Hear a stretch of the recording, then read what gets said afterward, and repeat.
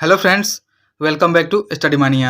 इस वीडियो में हम लोग बात करने वाले हैं बिहार सरकार के आगामी लक्ष्य के बारे में।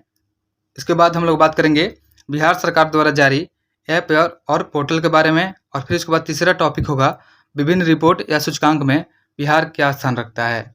शुरू करते हैं। पहला टॉपिक है हमारा बिहार सरकार का आगामी लक्ष्य। तो बिहार सरकार का आगामी लक्ष्य है बिहार का ग्रीन हाउस गैस उत्सर्जन में वृद्धि लक्ष्य जो रखा गया है यह 2070 तक रखा गया है। याद रखेंगे कि बिहार का ग्रीन हाउस गैस उत्सर्जन में वृद्धि लक्ष्य 2070 तक है। उसके बाद बिहार सरकार शून्य कार्बन उत्सर्जन का लक्ष्य जो है हासिल करने का लक्ष्य जो है यह 2040 तक रखा गया है। उसके बाद जो है उच्च शिक्षा के लिए 50% सकल नामांकन अनुपात हासिल करने का जो लक्ष्य है यह 2035 तक रखा गया है। उसके बाद है बिहार में शीर्ष 10 हरित ऊर्जा राज्यों में शामिल होना, इसका लक्ष्य जो है 2030 तक रखा गया है। फिर उसके बाद हेपेटाइटिस को पूरी तरह खत्म करने का जो लक्ष्य है यह 2030 तक रखा गया है। अगला देखते हैं। अगला है कि एड्स को समाप्त करने का जो लक्ष्य है बिहार का यह 2030 तक है। उसके बाद सौर ऊर्जा से लगभग 20% बिजली पाने का जो लक्ष्य है यह भी 2030 तक है। उसके बाद एड्स को समाप्त करने का जो लक्ष्य है यह भी 2030 तक है। यह तो रिपीट हो गया क्वेश्चन। फिर उसके बाद है बिहार के सड़क दुर्घटनाओं में 50% तक की कमी लाने हेतु लक्ष्य रखा गया है, यह भी 2030 तक है। उसके बाद 100% साक्षरता प्राप्त करने का जो लक्ष्य है बिहार का यह भी 2030 तक है। और कृषि एवं सहवर्ती क्षेत्रों में 1.62 लाख करोड़ रुपए व्यय करने का जो लक्ष्य है यह 2028 तक है। औरंगाबाद, डिहरी एवं सासाराम शहरों के लिए पेयजल आपूर्ति करने का जो लक्ष्य है 2027 तक रखा गया है। फिर उसके बाद अगला लक्ष्य है बिहार सरकार का कि हरित आवरण और पर्यावरण संतुलन को बढ़ाने के लिए 5 करोड़ पौधे लगाने का लक्ष्य रखा गया है, यह भी 2025 तक रखा गया है। फिर उसके बाद है कि बिहार के हर घर में प्रीपेड मीटर लगाने का जो लक्ष्य है यह 2025 तक है। बिहार के निर्यात को 20 गुना बढ़ा करके देश के कुल निर्यात का 10% करने का जो लक्ष्य है यह भी 2025 तक रखा गया है। उसके बाद टीबी को पूरी तरह खत्म करने का जो लक्ष्य है यह 2025 तक रखा गया है। आत्मनिर्भर बिहार के 7 निश्चय 2 के सातों लक्ष्य को प्राप्त करने का जो सीमा है यह भी 2025 तक रखा गया है। उसके बाद देखते हैं हर खेत पानी का जो लक्ष्य है यह 2025 तक रखा गया है। और बिहार के भू सर्वेक्षण कार्य को पूरा करने का लक्ष्य है 31 दिसंबर 2025 तक है। 1 करोड़ 4 लाख जीविका दीदियों को बीमा से आच्छादित करने का जो लक्ष्य है यह 2024-25 का लक्ष्य रखा गया है। इसको हम लोग फिर से रिवाइज कर लेते हैं एक बार। बिहार का ग्रीन हाउस जो है गैस उत्सर्जन में वृद्धि का जो दर है यह 2070 तक है। बिहार सरकार द्वारा शून्य कार्बन का लक्ष्य हासिल करने का जो लक्ष्य है 2040 तक है। उच्च शिक्षा के लिए 50% सकल नामांकन अनुपात जो है हासिल करने का लक्ष्य 2035 तक है। भारत के शीर्ष 10 हरित ऊर्जा राज्यों में शामिल होना जो है 2030 तक है। हेपेटाइटिस को पूरी तरह खत्म करने का लक्ष्य 2030 तक है। एड्स को समाप्त करने का लक्ष्य 2030 तक है। सौर ऊर्जा से लगभग 20% बिजली पाने का लक्ष्य 2030 तक है। यहाँ पे एड्स को समाप्त करने का लक्ष्य 2030 तक है। फिर उसके बाद है बिहार में सड़क दुर्घटनाओं में 50% तक कमी लाने का लक्ष्य है 2030 तक है। 100% साक्षरता प्राप्त करने का लक्ष्य 2030 तक है। कृषि एवं सहवर्ती क्षेत्र में 1.62 लाख करोड़ रुपए का व्यय जो है लक्ष्य है 2028 तक है। औरंगाबाद, डिहरी एवं सासाराम शहरों के लिए पेयजल आपूर्ति का लक्ष्य 2027 तक है। हरित आवरण एवं पर्यावरण संतुलन को बढ़ाने के लिए 5 करोड़ पौधे लगाना, इसका लक्ष्य 2025 तक है। और बिहार के हर घर में प्रीपेड मीटर लगाने का लक्ष्य 2025 तक है। बिहार के निर्यात को 20 गुना बढ़ा करके देश के निर्यात का 10% करने का लक्ष्य 2025 तक है। और टीबी को पूरी तरह खत्म करने का लक्ष्य जो है 2025 तक है। उसके बाद है आत्मनिर्भर बिहार के 7 निश्चय 2 के सातों लक्ष्यों को प्राप्त करने का सीमा 2025 तक है। हर खेत पानी का लक्ष्य जो है 2025 तक है। और बिहार के भू सर्वेक्षण कार्य को पूरा करने का लक्ष्य 31 दिसंबर 2025 तक है। और 4 करोड़ 4 लाख जीविका दीदियों को बीमा से आच्छादित करने का जो लक्ष्य है यह 2024-25 तक है।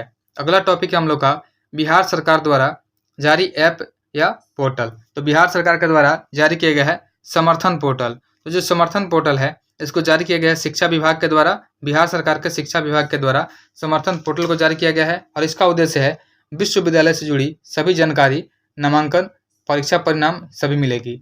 उसके बाद बिहार सरकार के द्वारा जारी किया गया है ई शिक्षा कोष ऐप। ई शिक्षा कोष ऐप जो है स्कूली शिक्षकों की उपस्थिति दर्ज कराने के लिए किया गया है। उसके बाद एक है Nitish app. Nitish app important है, याद रखिएगा। ये आपदा प्रबंधन प्राधिकरण के द्वारा जारी किया गया है। यह लोगों को 30 मिनट पहले आपदा की सूचना प्रदान करने के लिए जारी किया गया है नीतीश ऐप। उसके बाद है turn the bus app. Turn the bus app जो है यह भी बिहार सरकार के द्वारा जारी किया गया है। यह 10वीं और 12वीं के बच्चों को शिक्षा में सहायता प्रदान करने के लिए किया गया है। उसके बाद है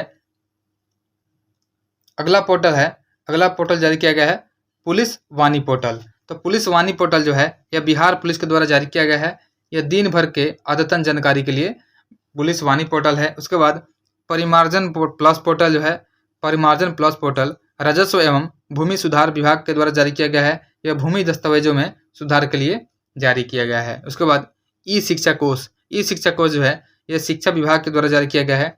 यह राज्य के सरकारी स्कूलों में शिक्षकों को अपनी हाजिरी एवं हाजिरी दर्ज कराने के लिए किया गया है। उसके बाद ई माफी पोर्टल। ई माफी पोर्टल जो है राजस्व एवं भूमि सुधार विभाग के द्वारा जारी किया गया है। यह जमीन की माफी से संबंधित कार्यों को प्रक्रिया ऑनलाइन कराने के लिए किया गया है। उसके बाद एक जारी किया गया है ई क्षमता ऐप।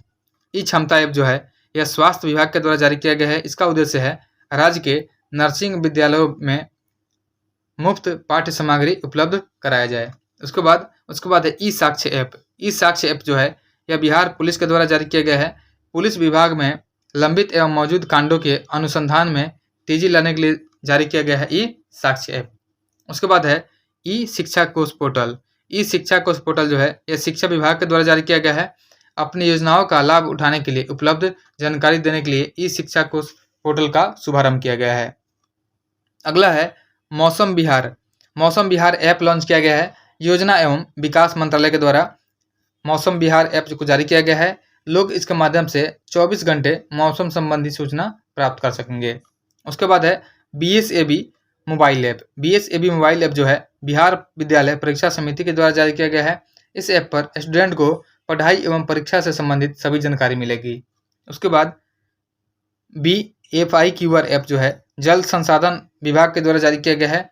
बिहार में बाढ़ एवं सुखाड़ के प्रभाव को कम करने के लिए BFIQR जो ऐप को जारी किया गया है। अगला पोर्टल है हमारा IHIP पोर्टल। IHIP पोर्टल जो है स्वास्थ्य विभाग के द्वारा जारी किया गया है। यह 33 तरह की बीमारियों की रियल टाइम मॉनिटरिंग के लिए जारी किया गया है। नेक्स्ट है heritage tree app. Heritage tree app जो है बिहार राज्य जैव विविधता परिषद के द्वारा जारी किया गया है। राज्य के विरासत वृक्षों से संबंधित डेटा तैयार कर इनके संरक्षण के लिए इसे जारी किया गया है। उसके बाद एक है फिलो पोर्टल। तो फिलो पोर्टल जो है यह शिक्षा विभाग के द्वारा जारी किया गया है और 9वीं से 12वीं कक्षा के छात्र छात्राओं को निःशुल्क शिक्षा प्रदान करने के लिए फिलो पोर्टल को जारी किया गया है। एक है वंडर पोर्टल। वंडर पोर्टल जो है स्वास्थ्य विभाग के द्वारा जारी किया गया है। गर्भवती महिलाओं की देखभाल एवं चिकित्सीय सलाह की उपलब्ध कराने के लिए वंडर ऐप को जारी किया गया है। उसके बाद है एक वामिस ऐप। वामिस ऐप जो है बिहार जल संसाधन विभाग के द्वारा जारी किया गया है। राज्य में नई तकनीक से सिंचाई के लिए वामिस ऐप को जारी किया गया है। उसके बाद एक है frog walk app. Frog walk app जो है यह निर्मल देव, खगड़िया और भागलपुर में जारी किया गया है। छोटे कामगारों को रोजगार या कार्य न मिलने की समस्या को दूर करने के लिए फ्रॉग वॉक को जारी किया गया है। उसके बाद है हायरिंग ऐप। हायरिंग ऐप जो है सहकारिता मंत्री के द्वारा जारी किया गया है। यह लघु एवं सामंत किसानों को भाड़े पर कृषि संयंत्र उपलब्ध कराने के लिए किया गया है। उसके बाद है एक गृह दर्शन ऐप। गृह दर्शन ऐप जो है यह जारी किया गया है गृह विभाग बिहार के द्वारा। यह बिहार में कानून व्यवस्था को बेहतर बनाने के लिए किया गया है गृह दर्शन ऐप। उसके बाद एक है मनरेगा परवरिश रोजगार ऐप। मनरेगा परवरिश रोजगार ऐप जो है बिहार सरकार के द्वारा जारी किया गया है। ग्रामीण सशक्तिकरण को बढ़ावा देने के साथ ही घर बैठे लोगों को रोजगार उपलब्ध कराने और आत्मनिर्भर बनाने के लिए बक्सर के चौसा से इसका शुरुआत किया गया है मनरेगा परवरिश रोजगार ऐप का। उसके बाद है ई अश्विन पोर्टल। ई अश्विन पोर्टल जो है यह बिहार सरकार के द्वारा शुरू किया गया है। आशा के कार्यकर्ताओं को नियमित तथा आसानी से प्रोत्साहन राशि प्रदान करने के लिए किया गया है। एक है इंद्रब्रज ऐप। इंद्रब्रज ऐप जो है आपदा प्रबंधन विभाग के द्वारा जारी किया गया है। यह 20 किलोमीटर के दायरे में बिजली गिरने से कम 40 मिनट पहले चेतावनी इस ऐप के माध्यम से दी जाएगी। अगला है परिमार्जन पोर्टल। तो परिमार्जन पोर्टल जो है यह राजस्व एवं भूमि सुधार विभाग के द्वारा जारी किया गया है। यह डिजिटलाइज्ड जमाबंदी पंजियों में अशुद्धियों के सुधार के लिए किया गया है। उसके बाद है Vidyavahini mobile app. Vidyavahini mobile app जो है यह शिक्षा विभाग के द्वारा जारी किया गया है। वर्ग 1 से 12 तक पाठ्य पुस्तक के बच्चों को ऑनलाइन उपलब्ध कराने के लिए विद्यावाहिनी मोबाइल ऐप को लॉन्च किया गया है। नेक्स्ट है सेवा समाधान वेब पोर्टल। सेवा समाधान वेब पोर्टल जो है सामान्य प्रशासन विभाग के द्वारा जारी किया गया है। राज्य सरकार के नियमित सरकारी सेवकों के सेवा मामलों तथा सेवानिवृत्त कर्मियों के सेवांत लाभ भुगतान की शिकायतों के प्रभावी निराकरण के लिए किया गया है। और लास्ट वाला है common social registry portal. Common social registry portal जो है यह वित्त विभाग के द्वारा जारी किया गया है। यह सभी सरकारी योजनाओं की लाभ की सूचना प्रदान करने के लिए किया गया है। Common social registry portal. अगला टॉपिक है हमारा विभिन्न रिपोर्ट या सूचकांक में बिहार का स्थान। सबसे पहला रिपोर्ट है राजकोषीय स्वास्थ्य सूचकांक 2025। राजकोषीय स्वास्थ्य सूचकांक 2025 जो है यह नीति आयोग के द्वारा जारी किया गया है और बिहार में स्थान इसका 13वां रहा है और प्रथम स्थान पे इसमें उड़ीसा है। याद रखेंगे राजकोषीय स्वास्थ्य सूचकांक में प्रथम स्थान पे उड़ीसा है और 13वें स्थान पे बिहार का स्थान है और इसको जारी किया गया है नीति आयोग के द्वारा। अगला है 6th राज्य खाद्य सुरक्षा सूचकांक। यह FSSAI के द्वारा जारी किया गया है। बिहार का स्थान इसमें 16वां है और प्रथम स्थान पे इसमें केरल राज्य है। नेक्स्ट है